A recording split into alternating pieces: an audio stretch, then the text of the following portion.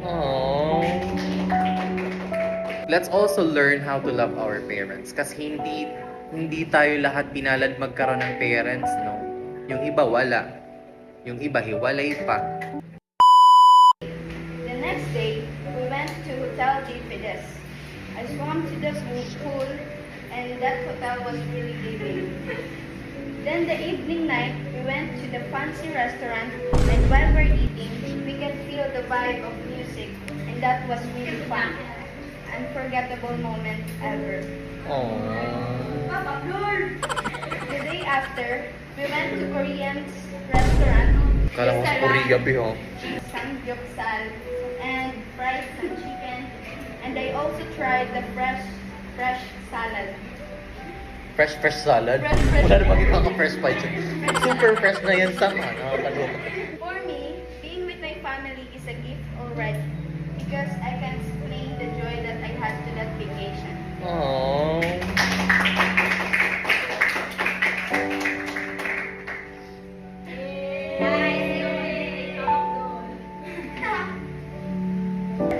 Ba't naiyak ka, self?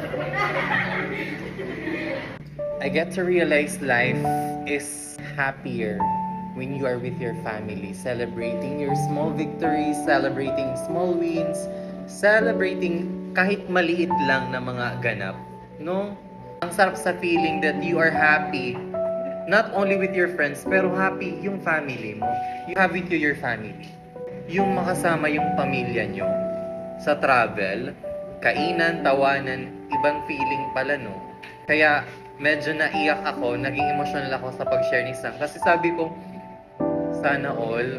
Sabi ko, sana nung grade 9 din ako, kagaya ni Sam ngayon, na-experience ko na yan. Kaso hindi eh. Hindi naman tayo lahat pinalad na magkaroon ng magandang pamilya. Hindi tayong lahat pinalad na magkaroon ng maayos na buhay, di ba? Kaya, I am also cheering for everyone, not only for Sam. Nag-cheer din ako sa mga small wins nyo. And also consider me as your parent, ha? Alam nyo yan. Di bunog ko share lang na tayo. Pero magandang sharing din to, di ba? May realization tayo na kukuha. And, i-treasure nyo yan. Yung pamilya nyo na meron kayo. Also with your friends. Someday, kayong mga anak, tayong mga anak, maabutit pa na kung yung makaka-give back kita aton parents. Hindi man ngayon kasi hindi pa tayo graduate, hindi pa kayo graduate, wala pa kayong trabaho. Pero, mind you, darating ang araw, makakapag-give back naman kayo sa parents. So, let's also learn how to love our parents. Kasi hindi tayo lahat pinalad magkaroon ng parents, no? Yung iba wala. Yung iba hiwalay pa.